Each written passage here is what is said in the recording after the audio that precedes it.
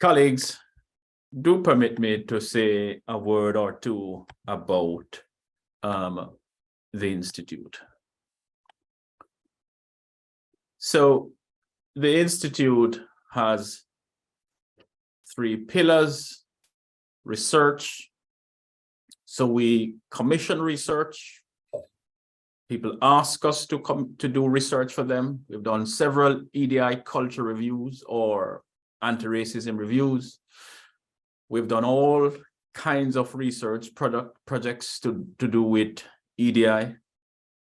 And we also organize an annual EDI conference. We do a range of training or capacity building seminars, including this one this afternoon, this lecture, and workshops. And we organize training to support the needs of organizations depending on what it is they are faced with. And we also do senior leadership coaching, and we run an accredited program in equity, inclusion, and organizational diversity, which has 2 pathways, one in leading EDI and one in the inclusive curriculum leadership. We also, on our 3rd pillar, institutional support, undertake lots of audits around policies, HR policies, student-facing policies for educational institutions, curriculum audits, and we also support organizations in writing their strategies, their EDI and anti-racism strategies, and also their action planning. We also help to support the review of those action plans.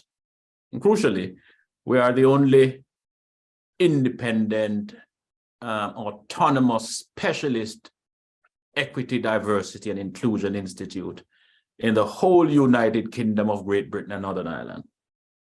And we work with any organization which wants to embed EDI in their culture and in their practice. And so we hope, colleagues, that you will be working with us at some point in the future on one of those pillars, either through our conferences or some of our other products and services. I am now going to hand over, colleagues, to my colleague, Dr. James Lane, who will introduce our speaker and take it from there. Welcome to everybody. Lovely to see so many people attending this really important lecture, this inaugural lecture by the Institute for Education and for Educational and Social Equity. We've been doing lots of work over the years. I've been lucky enough to work with Paul on this area, increasing the work we do across lots of industries: education, university, business, increasing knowledge around EDI, equality, diversity, inclusion. And today we're really lucky to have Holly Morgan come and talk to us. Now, I'm going to go through Holly's bio. Sometimes, you know, you hear people's bios and you think, wow, that's impressive. But Holly's bio: founder of Morgan Sport Management, a specialist sports agency to unleash individuals' full potential, a qualified solicitor, attaining Law LLB and LPC at both University of Leicester and Montfort University, a former Leicester City Football Club women player, captain, first team coach over a period of 18 years, achieving status as a women's Super League club, competing in the highest league in England. Me Prime Minister Finalist, discussing the impact of institutional racism and what policy changes can be implemented to dismantle discriminatory practices, behaviours, attitudes currently in place. I think you'll join with me in saying that not only sounds impressive, but Holly, that is really impressive. And we're so thrilled to have you here today talking about the structural, systemic and pervasive issues that you've found across women's football and representation. And I think the lessons that we'd all like to perhaps think about is what that we can draw out for our own industries and backgrounds about what can be taken from your experiences and your learning. Just a little request before I let Holly get started is that when you're presenting, it's really difficult if there are messages popping up on the screen, or I know people will be very keen to ask questions. If you could please direct message me with the questions you have for Holly, so she's not distracted while she's presenting. And what I will do is I'll collect those, and then when it comes to about 10 to 6, we'll have a look at those questions and start to see if Holly can answer those for us. So just a request that as you come in and you want to ask those questions, or something twigs your interest, just direct message me and I'll collect those questions for Holly for later on. But as we say, Holly, I'll join with Paul in welcoming you and getting started on our inaugural lecture. Thank you very much. Thank you, James, and thank you, Paul, and the Institute for Educational Social Equity for just inviting me to be here today.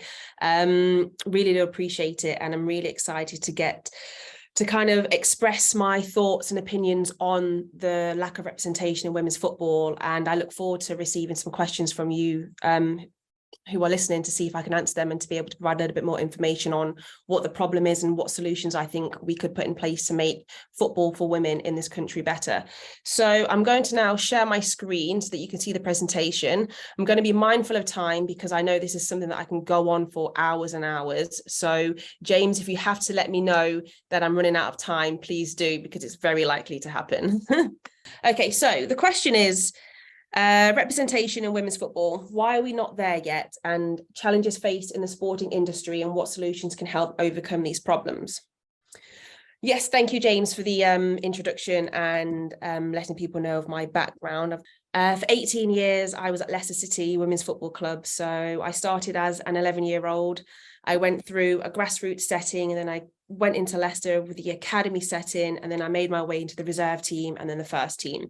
So with this talk and this lecture, my experiences in women's football has gone all across these 18 years. And I've been very fortunate to experience the good, the bad, and to now come out the other side and to be able to hopefully provide a little bit of advice and guidance to those within the industry, and also to try and make change meaningful and purposeful. So former LCFC Women captain, I was also the former LCFC Women first team coach and academy lead. Also a qualified solicitor, and I'm a registered intermediary and the founder of Morgan Sport Management, a sports agency that's really looking to help players on and off the pitch, as cliche as that sounds. Okay, so starting off, I think it's really important to understand what has contributed to a lack of diversity and representation in women's football. And I could have started with the picture of the Lionesses team from the Euros 2022, when a lot of discussion was happening around lack of diversity, where are players from minority ethnic backgrounds. But firstly, we need to have a starting point of understanding why we've got to the point of having a Lionesses team that is predominantly white. Now, there's 4 points that I've listed here, but this is not to say that this is, all extensive. These are the only points, but these are the important ones I wanted to discuss with you today. And firstly, it's the professionalization of the women's game. So when the women's game finally did become professionalized, unfortunately, in the way that they professionalized the game, it impacted the grassroots side of the pyramid, the structure. And in wanting to concentrate more talent to place them in elite talent centres, they reduced the talent centres that were regionally going around the country, helping girls to access the sport and to get into the pathway. They reduced those talent centres from 52 to 30, with the majority of those talent centres moving from inner city areas to suburban areas. Now, why this is really important is that to access the sport, it was already difficult, but then it almost became impossible for certain, girls from minority ethnic backgrounds. And what's really important to discuss here is that making the game less inclusive was an accepted consequence of professionalizing the game. And yes, it was important for the elite level to be full-time, for players to be paid, for them to be benefiting from 5-star facilities. But we can't ignore the fact that in doing that, the game became less accessible and therefore less inclusive. Now, as I've said, the 52 talent centres, which then became 30, you can only imagine the amount of players that then found that they couldn't access the sport. Now, going back to the picture, or going back to the Lionesses in the Euros 2022, the reason why we're seeing a predominantly white squad is because the start of the professionalization of the women's game also was a start of a lost generation. So when you look at the Lionesses, and this is not to undermine the team or the players that are playing right now, but there are girls who once had the opportunity that then got taken away from them because the sport was no longer accessible. So when you look at the Lionesses now, for me, I see a team whereby I'm looking at girls who could have been there if they had the opportunity, but they didn't. And that's a sad realization of the professionalization of the women's game, is that unfortunately it became less inclusive and less accessible. And then here I've also included the trickle-down effect, that it was hoped that by making the sport more elite, that would trickle down all the way into the grassroots clubs to strengthen and put more funding and support into the grassroots areas, so that we could build up from the bottom, so that it's not just the top that's getting all the money and the resources. But unfortunately, that hasn't really happened. And as I'll go into later on, grassroots football is struggling. And sometimes what's happening at the top is not benefiting what is happening at the bottom. So that's the first point that I wanted to raise, is the accessibility argument. And this is an argument that is, I think, if you read into women's football, if you watch Sky Sports News, BBC Sport, you will always see this argument that the lack of diversity is down to the accessibility issue. But I also want to touch upon, in my opinion, a larger issue, and that's being able to not just make the game accessible, but it's being able to retain players within the pathway, within the system. And that moves me on to the systemic, institutional and structural inequalities that we find in women's football, unfortunately. So as a player entering football, yes, we've spoken about the accessibility issues, but once you're in that pathway, as a minority, it can be very difficult, because you are, as a lot of people say, you have to see it to believe it. So if you don't have people as role models, or if you don't have people within your age group or within your club that look like you, who understand you, who can understand the cultural differences, at times you're going to feel like you don't belong. And I think part of the reason why we have a lack of diversity in today's football is because we've had too many girls either drop out, or we haven't been able to retain them because of this lack of diversity, but also a lack of confidence and trust in the system. So when it comes to the 4 types of resistance, I've put this in because I think it's a really important consideration. So girls who are playing football from minority ethnic backgrounds, they have to accept that they are the minority, and there are girls who will be able to deal with that and not fight against the system, but understand that the system might not be for them, but they are able to go through the system and continue and flourish and succeed. There will be other girls who might understand that the system is not for them and choose to drop out because it's just too much for them. They don't have it's tiring. It can be mentally draining going to training and not being understood, or not being given the same opportunities as your white counterpart.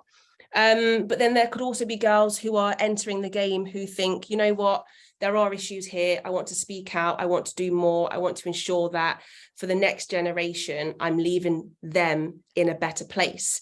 So when I talk of the 4 types of resistance, there's self-defeating, conformist, transformative, and reactionary behavior. And the examples I've just given. So the reactionary behavior is that it doesn't critique the oppressive conditions, nor is motivated by social justice. So a sporting example is a coach walking away from the field in the face of microaggressions from players, parents, and or officials. And that's where you have to walk away from, you know, discriminatory or prejudicial practices that you're facing, whether it's grassroots or in the elite level, and you're just ignoring it and having to go on with your everyday life and having to accept that this is a system, this is what I'm in, this is what I have to deal with. The conformist resistance is the fact that is cognizant of social justice, but only strives towards it within the confining systems. So an example here is sport coaches may look towards short-term measures, e.g. operational changes within their organisation or profession, but not challenge institutional practices. Now, this is an important one because girls, players, coaches, officials who are within the system, it's unfortunately having to accept that the institutional practices can't change, and you're having to accept that, but try to make short-term changes. And unfortunately, they're not going to be the long-term where it's going to change the institutional system, but it's again accepting the fact that if I can make a short-term change here, hopefully in the future that could lead to a long-term. The next form of resistance is transformative resistance, and that critiques oppressive conditions and strives for social justice. Now, this is looking at players, coaches, officials in the game who are thinking that in order to make change, you have to speak out, whether it's through the media, whether it's through TV interviews.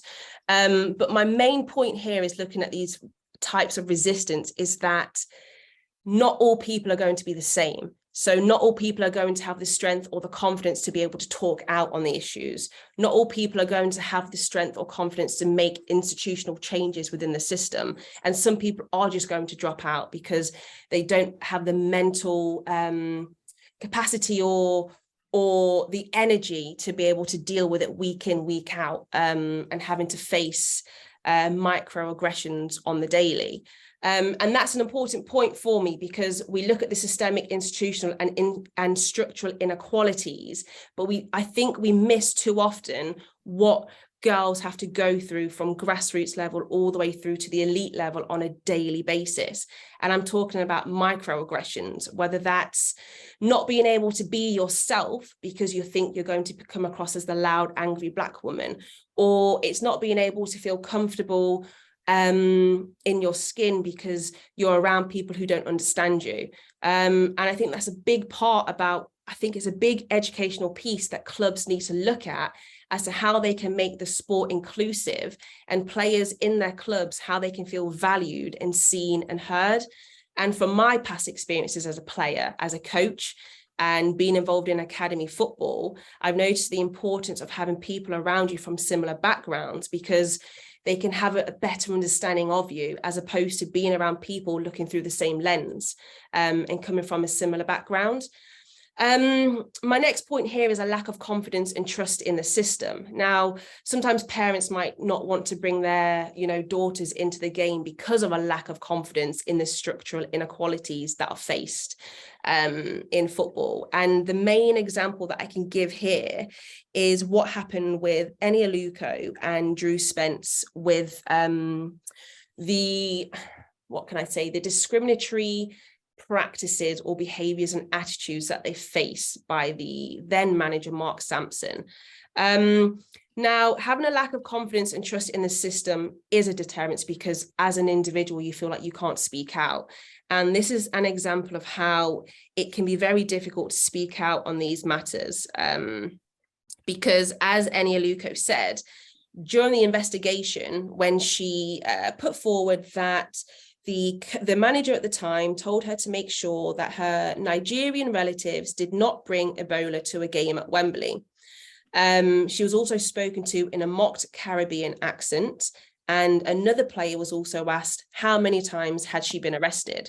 Now, these are all things that are inappropriate and can make a player very uncomfortable, but in the system, in England or in a club, you might not feel confident to speak out because you might think, okay, this is a competitive environment, the manager might not pick me, or this might affect my chances of playing for this club or internationally. There's so many strings attached to it, which places the player in a very, very uncomfortable position.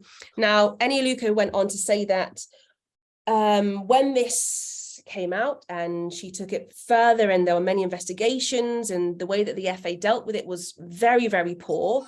In fact, the first two investigations, the FA didn't even speak to Eni Aluko on what actually happened. which is very interesting as to how you can't talk to the person who's bringing forward the complaints. And also the other player who was affected by this was also not interviewed by the FA. And Enioluka goes on to say that her 11-year England career, encompassing 102 caps, was ended within a week or so of detailing her experiences in what was described as a confidential report. So if you don't have confidence and trust in a system, that's not a good starting point, in my opinion. And I think sometimes we lose sight of the fact that we need to have an environment where people can be comfortable to speak out on things that they are not comfortable with. If they can't speak out, then they're either going to have to keep that within, feel uncomfortable, or just drop out and think, you know what, this isn't for me. I don't want to be around this. And so for me, it's a very, very, very big part as to why now there is a lack of diversity, because the sport in general, and I say this in terms of the system, the structural inequalities don't allow people from minority ethnic backgrounds to feel comfortable and confident enough to be themselves. And that's something that needs to be severely looked into. The third point here is the economic and social barriers.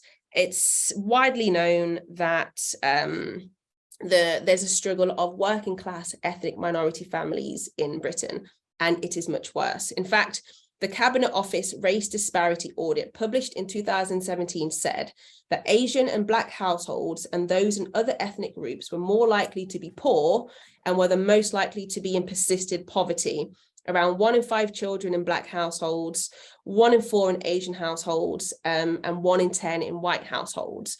So when we're looking at football and making it accessible, we have to understand, again, the systemic problems around economic and social barriers. And socially, when it comes to certain households, parents working at different times, parents not being able to transport their children to football if they have other children that they have to look after and they can't afford childcare. So these economic and social barriers have long been there and remain there still now, impacting people from minority ethnic backgrounds from enjoying the sport and getting into it. As I've said here as well, minority ethnic backgrounds, they are overrepresented amongst the unemployed. So the wider policy issues here are huge. And this is not something that the FA or clubs can deal with. This is something that we have to understand as a country, that institutionally, we have things in place that are barriers for people from minority ethnic backgrounds. We have ethnicity pay gaps. We have issues when it comes to employment through a person's name. I spoke about this on Make Me Prime Minister, but I'm a huge fan of blind CVs, because if you look at the statistics, people from minority ethnic backgrounds struggle more to get an interview based on the CV and their names and their background. So when we're looking at the lack of diversity, we have to account for these economic and social barriers, because it is a barrier for many, many girls who want to play the sport, who are very, very good at the sport, but they just can't continue in it. And my last point here is the pyramid structure. And this kind of connects to the professionalization of the women's game. The entry point for many, well, to be honest, the first entry point for a girl wanting to play football at a young age is grassroots. But the problem is, sometimes, and research has shown that, and local sports providers have told us this, that there can be a disparity between what is decided at top level, particularly in terms of funding, and what is needed at the grassroots. And it's felt that emphasis is placed on quality, so meeting short-term targets of recruiting participants or putting money into grassroots clubs to support coaches, etc. But in fact, not enough is being done to deliver a quality experience that engages girls in the longer term. And my point here is, if the entry point for most girls to get into women's football is grassroots football, we have to make sure that we are making the experience good for them so that they want to continue.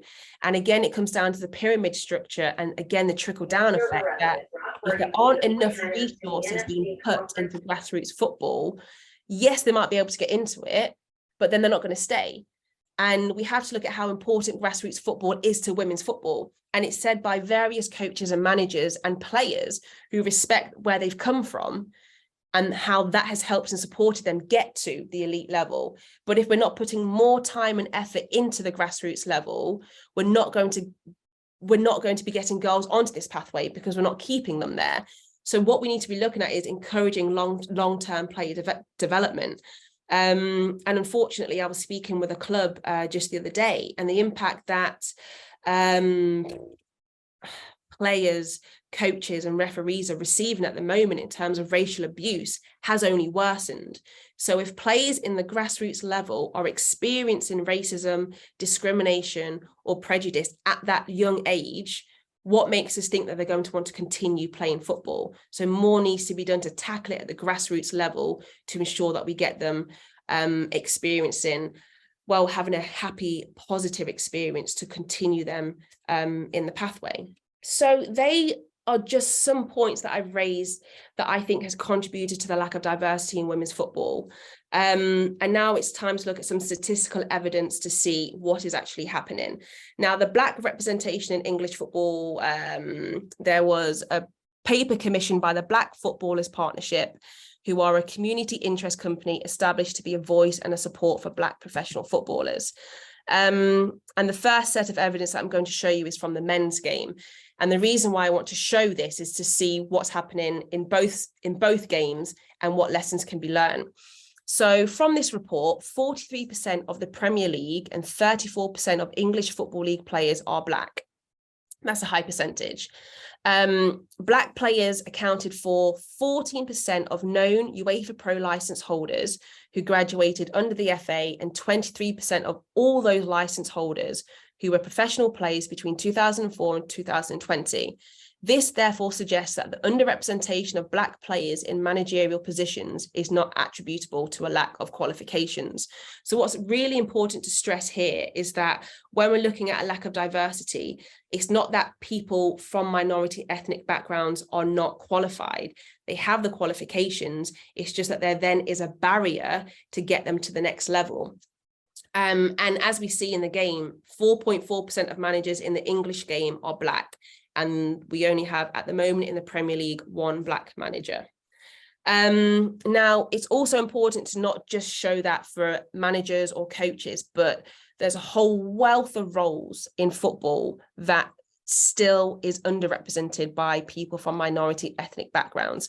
And here you will see whether it's from the boardroom and the top exec positions to a goalkeeper coach, scout, academy manager, chief scout, technical coach, youth scout, chief analyst. The amount of roles in football, it is endless. But what needs to be explained here is that what is a fact is that almost all football club managers and staff who are concerned with player tactics, preparation and training are themselves former professionals. That is a fact.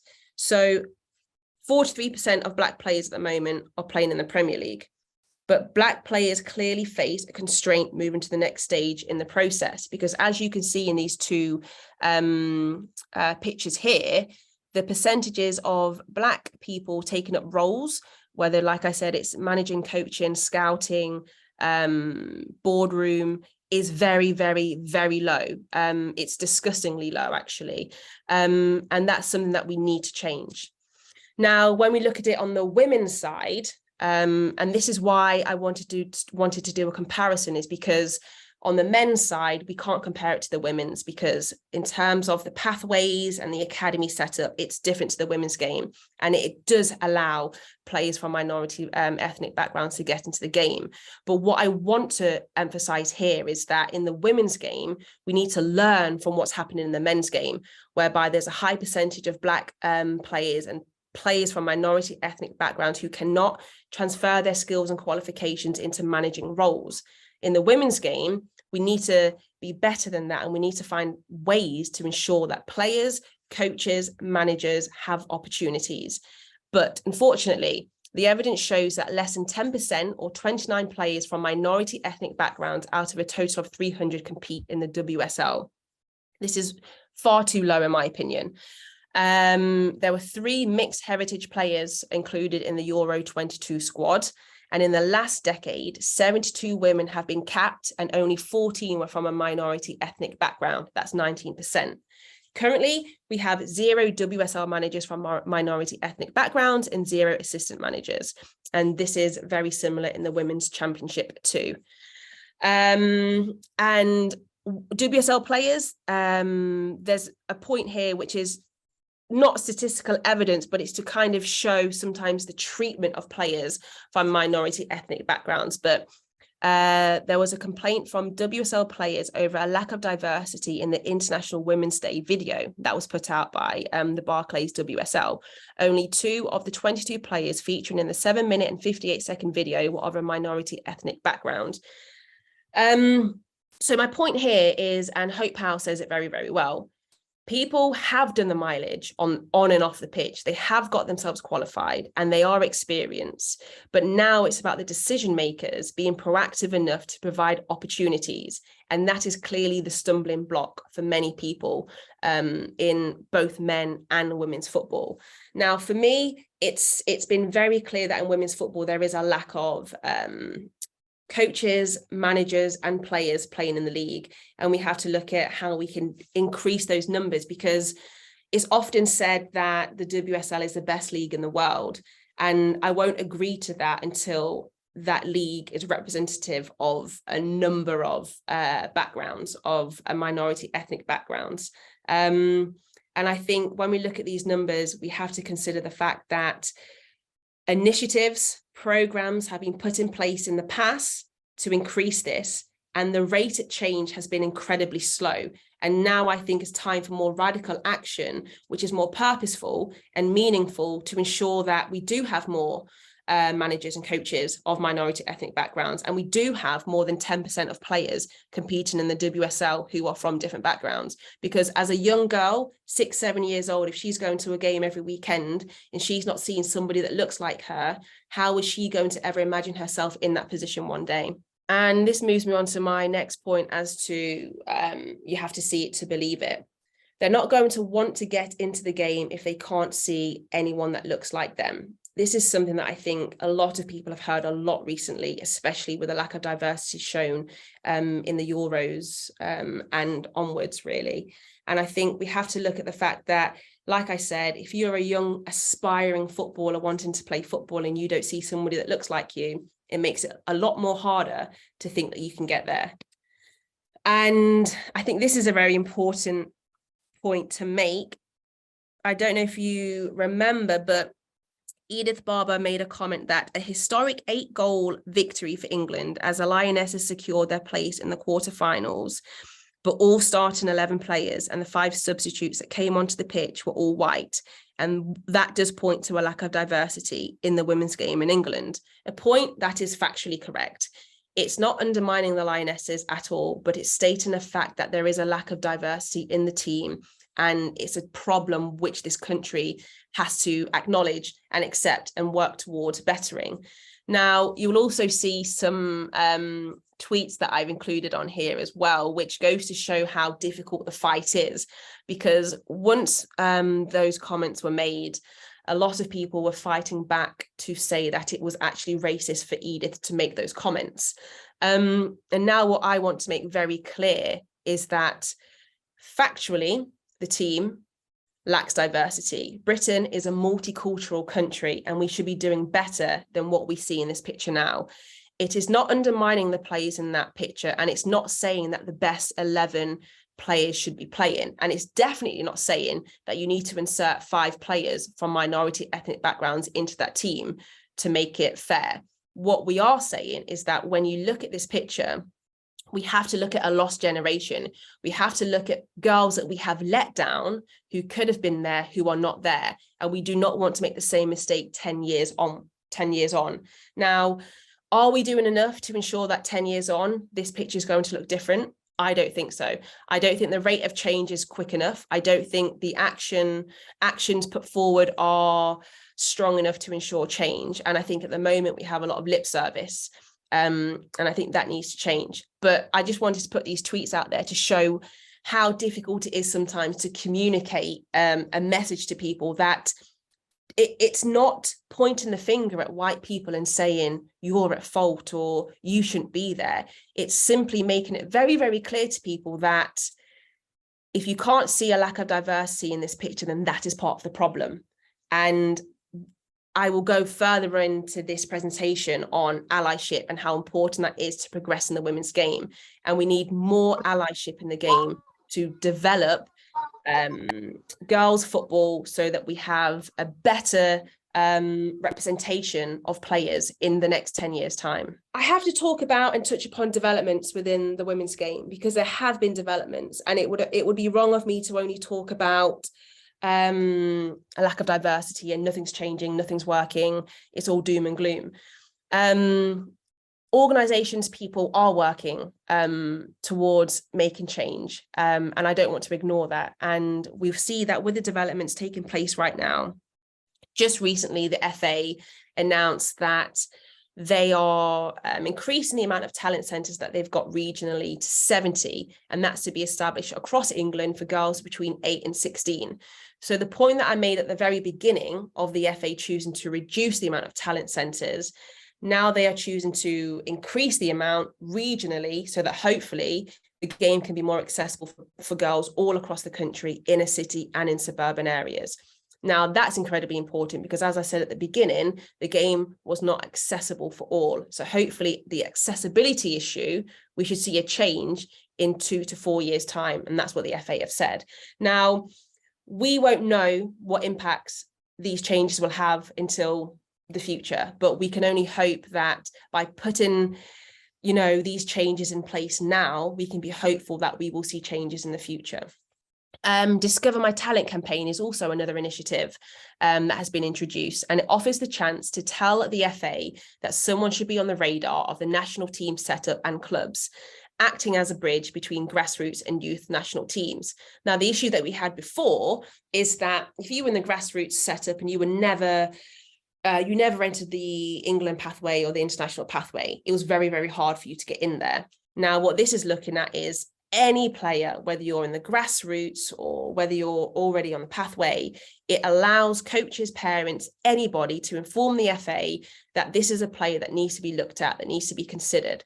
And then you have the FA talent identification officers who will regionally look at the players and hopefully find a way to support them on a pathway. But this is a very welcome change because too often girls in a grassroots setting were not given the opportunity, and it was almost like a closed door. So I hope that in time we get to see more players entering the national team setup and moving into the elite pathway from a grassroots setting. It's also important to highlight here that with this initiative, of the 3,000 plus referrals in the first year of operation, 320 players have been identified and 74 have reached the national youth long list. So that is showing that, girls who were once not able to move into another pathway have been given that opportunity. The next thing that I want to talk about is the diversity code. So this was introduced, it's not compulsory, but in 2020, over 60 signatories were included. Premier League, FA, Barclays Women's Super League, Barclays Championship and more. And what they do is they sign up to this code to try to meet certain targets of employing females, and people from minority ethnic backgrounds. Now, the initiative in itself it's good. It's looking to push clubs and organizations to be mindful of the diversity in their workforce or the lack of, and it's looking at giving opportunities to all people fairly. But the issue with this is that the figures that were reported were quite disappointing. So the figures for appointing Black, Asian and mixed heritage candidates and female candidates to club leadership roles were 10.3% and 17.2% respectively.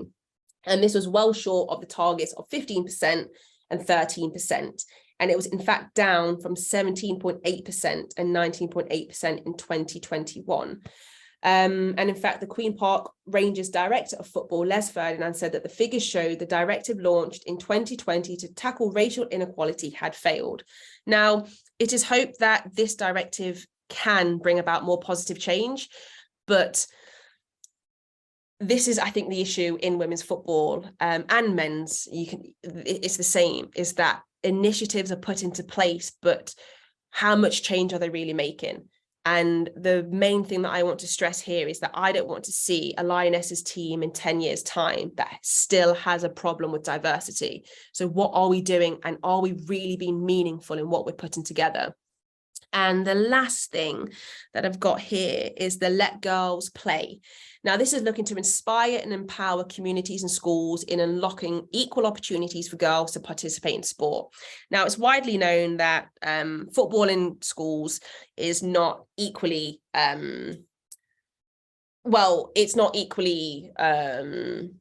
it's not equally done. So boys have a lot more opportunities in school to be playing football, to be benefiting from courses, to be benefiting from coaching. And girls, unfortunately, are still seen as second class. Now, what this campaign is looking at is empowering more girls in schools to be playing. And in fact, what this is trying to do is that only 63% of schools currently offer girls football and PE lessons. The ambition with this campaign is to have 75% of schools providing equal access to football for girls in PE lessons by 2024. Now again, this is another initiative that we won't know if it's worked until, we reach 2024 and we see kind of what targets were met. But it is an initiative that's trying to allow another entry point for girls to play. And school is a fantastic place for that, because these girls are at school 5 days a week. If they have the opportunity to be playing football in school, where they can be receiving good coaching, where it's not just for 10 minutes or it's not just within their PE lessons where they only do it for 2 weeks, they have the opportunity to be doing it all year round, then I think as an entry point, that is extremely important, and we need to do more to ensure that schools are allowing girls to be playing football. This now brings me to solutions. So talking about all of that, it's very clear that there is a lack of diversity in women's football, and that there are a lack of opportunities, and this is both in men and women's football, for people from minority ethnic backgrounds. That's in playing, coaching, managing, refereeing, all across the board. And I think the initiatives that are being put forward haven't gone far enough. And I think, like I said, needs to be more radical. We need to have a better approach at thinking about how are we going to ensure that in 10 years' time, we are a diverse landscape. So what I've put together are a number of solutions that I think would work. And I would say that because I put them together. But the first one, compulsory EDI training in clubs for staff, players, volunteers, and parents. Now, as we saw with Eni Luco and Drew Spence, clubs, managers, coaches, players, you're not always going to get it right. And players from minority ethnic backgrounds aren't always going to feel comfortable in their environments, but they need to know that work is being done, not just in Black History Month for a month where, we can have these videos shown and we can have these interviews, and then all of a sudden it's forgotten and we go back to everyday life. EDI training should be everyday training. It shouldn't just be something that we hear about in Black History Month. And what I think clubs it should be a compulsory measure for clubs to incorporate this EDI training across the season. And this allows players to feel comfortable in knowing that there's an educational piece being done, so that all parties across the board, like I said, staff, players, volunteers, parents, are being informed and are being educated around this. Secondly, an audit process to evaluate an organisation's workforce and progress. I think at the end of each season, a club needs to be audited and evaluated to see in terms of their EDI practices, policies, workforce, diversity, what they've got, what they put in place, how they went about to ensure that they are diversifying their workforce, and to evaluate what they've done and to monitor it for the next season. And I think that should publicly be published too, so that all clubs, and it's not name and shame, but it's making clear that the clubs who are doing it right and the clubs that can learn from them. Thirdly, system of penalties. I think this is one that will hurt the people in positions of power. My issue is people in positions of power, they are dictating the rate at change, the speed at which we're making change in the game in terms of diversity and representation. If they're not hurt, then the speed at which this change is going to happen is not going to. It's going to be slow, and we've seen it. Initiatives, programs have been put into place, but we are still at the same point, if not worse off. So a system of penalties managed by an independent external body, and if certain benchmarks are not met, clubs can face points deduction, promotion restrictions, and a transfer embargo. Now you'll see, for example, in the Women's Championship, in order for a team to be promoted, yes, you have to win the league, but you have to apply for a license, and you have to show that you've got the facilities, you've got the financial backing, etc. What I think all clubs now need to have and be able to show that if they are going to be promoted, that you also have things in place to show that you have either you have a diversified workforce, or you have things in place to show that you are trying to diversify your workforce and you are given opportunities to all. And I think if that cannot be shown, I think we have to start taking measures into our own hands and incorporating a system of penalties. And like I said, points deduction, this is a very strong one because Brazil have done this extremely well. What Brazil have done is they've set an example of becoming the first to punish incidents of racism and racist abuse with a points deduction system. Now, their system that they've got in place is the first case, the club will be fined. The second case, the club will either play behind closed doors or forced to play away. And the third case, the club will be deducted points. We see this a lot in the men's game. Every weekend you'll hear the amount of racial abuse that Black players or players from minority ethnic backgrounds get. And I think the same thing in the women's game. We just saw it with Sissoko at West Ham. She received racial abuse after receiving a red card in a game. And I think if clubs aren't going to do more, or if fans or people across the footballing landscape are continuing to allow such racist and discriminatory measures to be in place, there has to be stricter sentences in place to ensure that it's a deterrent. At the moment, we don't have that in football, and I think we should follow the Brazilian Football Federation. I'm conscious of time, so I'll quickly skim through this, but allyship is incredibly important. We need to call out performative allyship, so just putting our name to something because it looks good in the media, but actually eradicating the lip service initiatives and being a part of more purposeful action.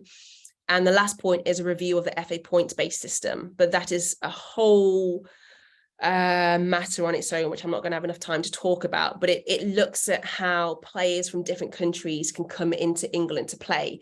And it's a barrier for players in Africa, the Caribbean, and other countries, hence why we see a lack of diversity in the WSL, and hence why we see a lot of players coming from Norway, Finland, Sweden, because they have less of a barrier compared to players from Africa. But I'm not going to have enough time to go fully into that. And my last point before I take it back to James for questions is allyship. Now, for me, in the women's game, allyship is incredibly important. Allyship, it's not an identity, but rather an ongoing and lifelong process, commitment to action that involves a lot of work. An ally doesn't remain silent, but confronts oppression as it comes up daily. An ally seeks to deconstruct forms of discrimination institutionally. And being an ally entails building relationships not only with people oppressed by identities, but also with people privileged by their identities in order to challenge the norm and to challenge their thinking. Lotte Wubben-Moy, a lot of respect for her. She came out and said that she has a massive privilege, and she acknowledges that which is part of the reason why she feels like she has a responsibility to push for more change. It's that simple. Emma Hayes, another ally when it comes to the lack of diversity, forever talking about making the sport more accessible. And she openly came out the other day to say that women's football is quite a middle-class sport. Now, allyship is incredibly important because people from minority ethnic backgrounds, they are not going to change it all on their own. It has to be a combination of black, white, brown, all people together to ensure that change is made. If we don't come together, change cannot be made, because people with privilege have to understand that they have a certain amount of privilege, and what they do with that is what counts. Now, it's a difficult one, because it's making people aware of the fact that yes, there is a problem. It's educating people on the problem, and it's trying to educate people on how to change it. And in order to change it, it can't just be people who are facing discrimination or prejudicial, struggles or barriers to do it on their own. And because I'm very aware of time, it's 5 to 6, James, I don't want to go on any longer. If you need another minute to finish off, that's fine. And I've got a question. Other people might have some questions, but if you just need another minute or so. Yeah, to be honest, this is the concluding remark, and it's from Dr. Shola Moshogbamimu, who I respect a lot, and it's from her book, This Is Why I Resist. And this is what I would love to kind of leave with you all, is this parable. And it's: a farmer went out to sow his seed. As he was scattering the seed, some fell along the path and the birds came and ate it up. Some fell on rocky places where it did not have much soil. It sprang up quickly because the soil was shallow, but when the sun came up, the plants were scorched and they withered because they had no root. The other seed fell among thorns, which grew up and choked the plants. The other seed fell on good soil, where it produced a crop 100, 60, or 30 times what was sown. Whoever has ears, let them hear. Now, the question that I leave you all with is, which seed are you? Now, as Dr. Shola says, the first seed that falls on the path are those people who hear about racism, but don't understand or care about it, so do absolutely nothing. The seeds that fall on rocky places with little soil are those people who are performative activists with no substance, and once Black lives are no longer trending, they fall away and do absolutely nothing. The seeds that fall among the thorns are those who want to be actively anti-racist, but their way of life is predicated on the benefits of white supremacy or proximity to it. So this lures them away and they don't last.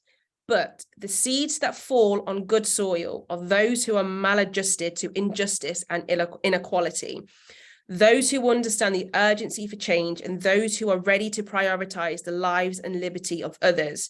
They immediately pursue active anti-racism and make a difference. That's how I would like to leave the lecture for you all to think about. Thanks, Holly. Well, what a thought to leave us with. If you take your a slide deck off, and then we can go to perhaps a bit of a period of reflection and questions. While people might be gathering their thoughts for some questions, if people want to direct them to me, or perhaps in a moment we'll just ask people to unmute themselves and ask you directly. I just wanted to say, while you've been speaking, Jeff says your resilience in the technical, in putting up with the technical difficulties has been amazing. Other presenters would crumble, but he's amazed that you've kept going and made it so slick while still dealing with those issues. Penny was saying, as someone who's not really a sporty person who follows sport, you've made such an interesting case from the sporting world that it's been absolutely riveting for her. Richard agrees with you and recommends Annie's book, which I'm not familiar with, but then perhaps we can put that up in the chat box later on, Richard, if you don't mind. And Nina says, and I don't know if this is something you're familiar with, so perhaps the first question from Nina, can we look to France, who she says has a very diverse football team, women's football team? I'm not familiar with it, but perhaps there are some lessons to be learned from France. Is that something you know about, Holly? Yes, I mean, that came up in the Euros. France, highly diverse. And I think that's an example of where we want to get to. And I think looking at the systems that they have in place, and this is the whole educational piece of, we have to look at other countries and we have to look at other organizations or clubs who are doing good stuff with diversity. And we need to listen to them more. And I think sometimes, and I know somebody said this, but the top level, it sometimes doesn't, what's communicated there and what's actually needed is not the same. And I think having a better representation in boardrooms and within these organizations will better, clubs and the national team, because it's sometimes important to have people with the experience who are on the ground that can provide that evidence and advice and support to people who are at the top. Yeah. Thanks for that. One of the most shocking things I think you said I'd made a note of at the start was that the professionalization of the women's game, there was the acceptable consequence was the lack of diversity. And I think I'm Australian, so if England sent out a completely white men's team, I think that'd be quite shocking. Yet it was seen suitable to send out a completely white female team. So I suppose my question here is about that intersectionality of race with gender, with economic deprivation, and where they overlap. It seems that the gender element has made a lack of diversity almost okay. I didn't know if you wanted to comment on that. Yeah, I think what I found quite shocking is the ease at which the FA came out and acknowledged that by making the game less inclusive was an accepted consequence, and how that was just allowed to be said and we moved on from it. When I saw that quote, I was actually horrified by it, because it was known. So with the thinking of professionalizing the women's game, it was known that would be a consequence, but people in those positions were happy for that to be a consequence. And with that coming out now, it's almost like an afterthought, like, okay, we'll tell you now, and now we're going to make change. But that's what I mean about the lost generation. For those girls who lost the right, not even the right, but the ability to go and play football, to get onto these pathways, they're looking at that England side thinking, you know what, I could have made it, but the sport wasn't for me. And now when I watch that team, I can't feel connected to it because of what it did for me when I was a youngster. So for me, that's the first part that I find quite shocking, that they've been able to come out and say that, and it's just been accepted. Like, it's just been, okay, thank you, and we move on. But what was the second part of your question? Sorry. Yeah, that intersectionality of gender. And is it okay that the men's team is relatively diverse and the women's team isn't diverse at all? And I think with that, so again, we see the difference in the pathways, because, and I read a really interesting article, but in the men's game, they talk about how it's known for Black players, their ability, they're very, very, they are extremely strong, physical, technical, smart players, even though they don't always get communicated like that in the media.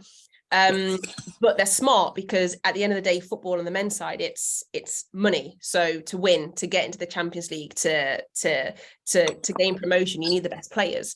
And for the academy system, it's a lot easier for boys to get into the game.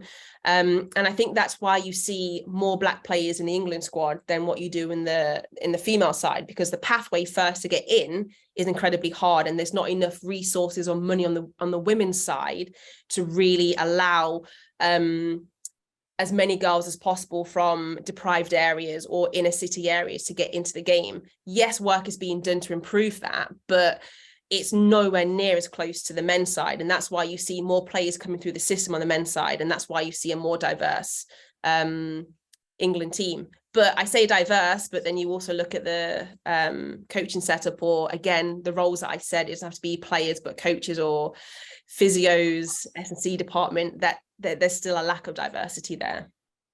Yeah.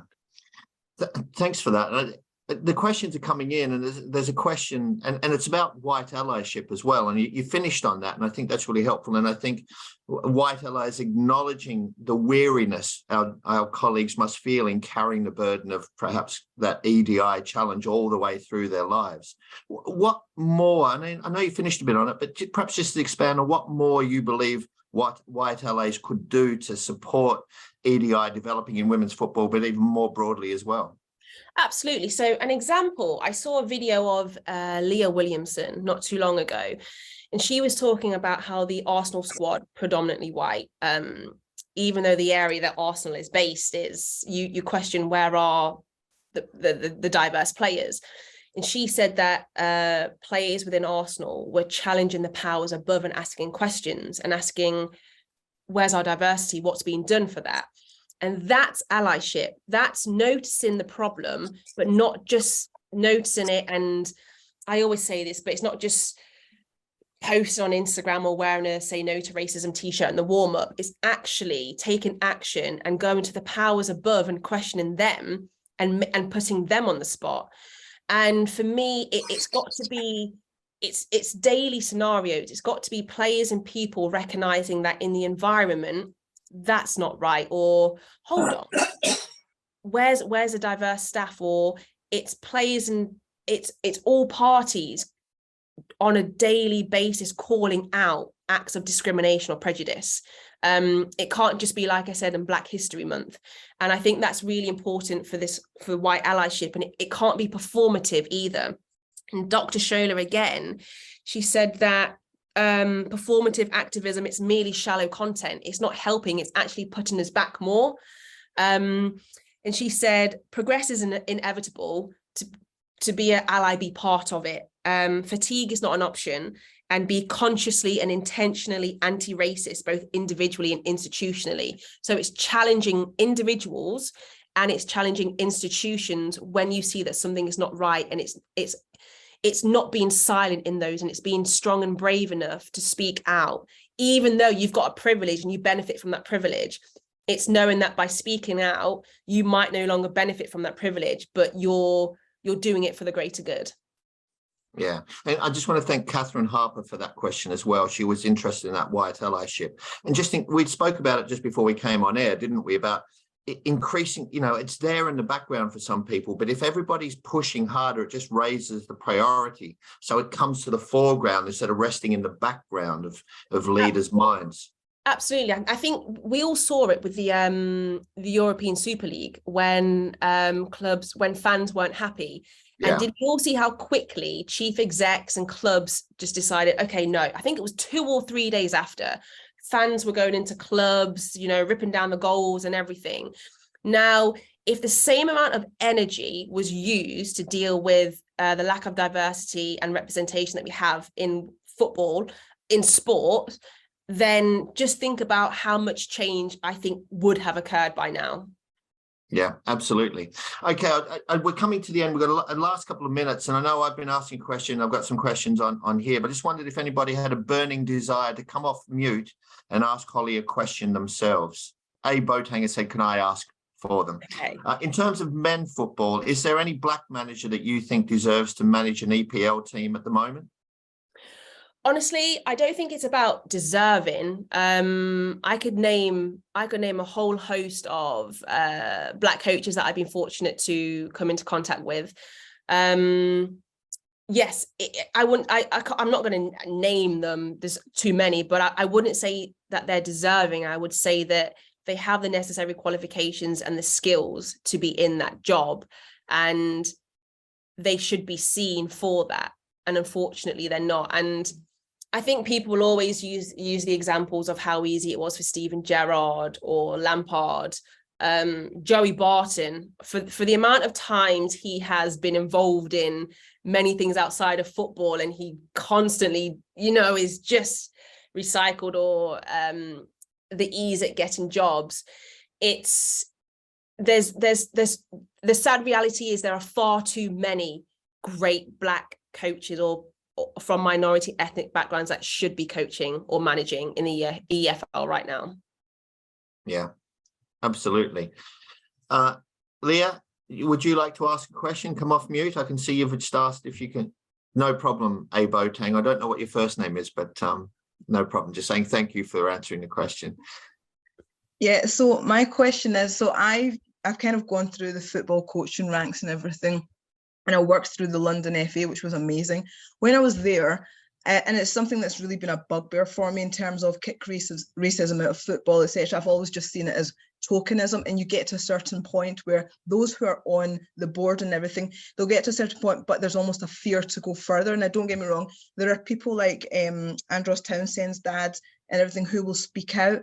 when I was working with the FA, there were coaches there who were amazing. To me, they were ahead of their time. They were pushing. When I was doing my coaching badges in maybe 2010, 2011, they were pushing for Black coaches to come through. And one of the things they said to me was, when I got my UEFA B, they said to me, there are people that are going to tell you that you got it because you're Black.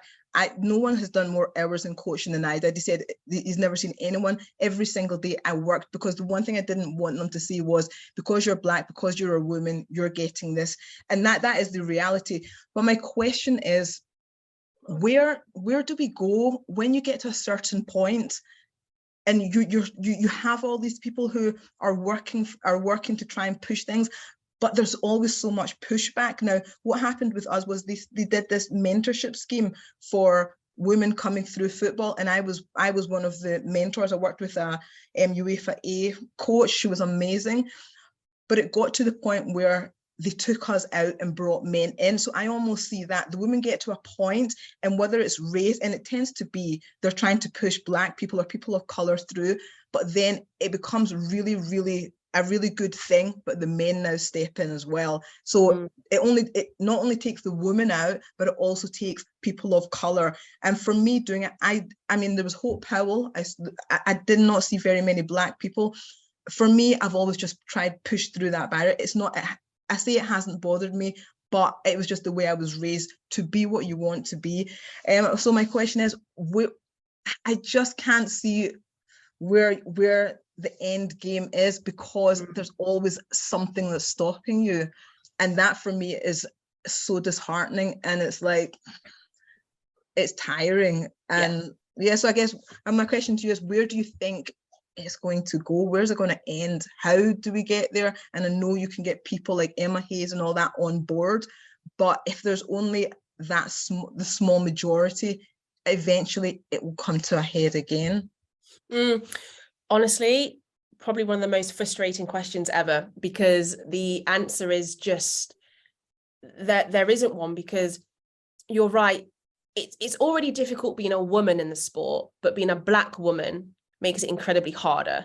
And you can do your qualifications, and again, your point about, you've only got there because you're a Black woman. That's something that is, I just feel like that's something that people have grown to just bat off because they have to, because it's too much of an easy in for people, isn't it, to just attack you with.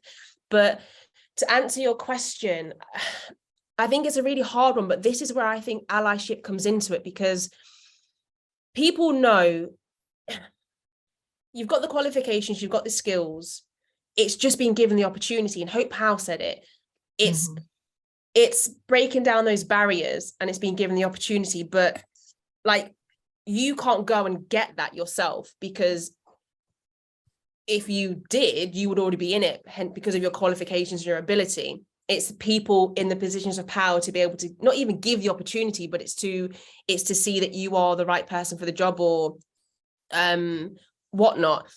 It's really a tough question to answer, because I think for me, it comes down to allyship and understanding that if you are in a position of power and you can see, it's a tough one. I really struggle to answer it, because this is where I'm at.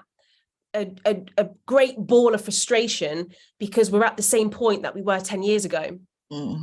And there really doesn't seem to be any improvement. And you can have like these initiatives or these mentorship programs, but still, a question I asked actually now to you is, I've seen a lot of these programs that the FA have distributed out in the last few years to encourage more women and people of colour to come to engage in it. But how many have you seen that transfer into the game? That there hasn't been very many, and that's tokenism. And for me, I think a lot of this it's a tick box exercise, but actually, so where are those people going? Because they're not going to the elite level, because I can't see them. So are you're putting it on to then, like you say, just stop. But in my opinion, I feel like they think they've done the job because they've put it on, but then there's no continuation of your journey. So I don't have an answer for you, and it frustrates the hell out of me, because for me, it's the positions and it's the people in positions of power who are stopping that. Yeah, yeah. Sorry. No, it's fine. I just wanted to hear someone else's perspective because I have mine. So yeah, thank you. Yeah, listen, and just to round off, I know we're coming to the end. There are no answers to some of these questions, and I think you're absolutely right. All we can do is keep talking, keep discussing, keep pushing, and as people have said in the chat, Holly, is to send this recording out so more and more people hear this message and hear this challenge and are called to action as allies and as anti-racists. Holly, if you get a chance to read through the chat later on, please do, because there's lots of love for you, lots of congratulations and lots of thanks for your talk tonight and the work you've done and will continue to do by the sounds of it. Paul, I'll hand back to you because I think that Holly and I have brought that to an end, and I know you'll just want to round out and thank Holly yourself. Thank you, James. Colleagues, if you can just give Holly a virtual clap from wherever you are. I think that would be great. That'd be great. Thank you so much, Holly, for launching our lecture series. You see that, Holly? Look at all of that love. Thank you. Brilliant for launching our lecture series with such a stimulating conversation, and you've sort of position for us that this work is a wicked problem, and a wicked problem is not a problem because the problem itself is wicked, but because it is resistant to solution. And so you have really hammered that home for us. Colleagues, one and all, thank you so very much for joining us this afternoon for this lecture. We couldn't have done it without you, and so we're grateful that you've taken time out to stand with us, and we wish you a really, really pleasant rest of evening. Thank you, colleagues.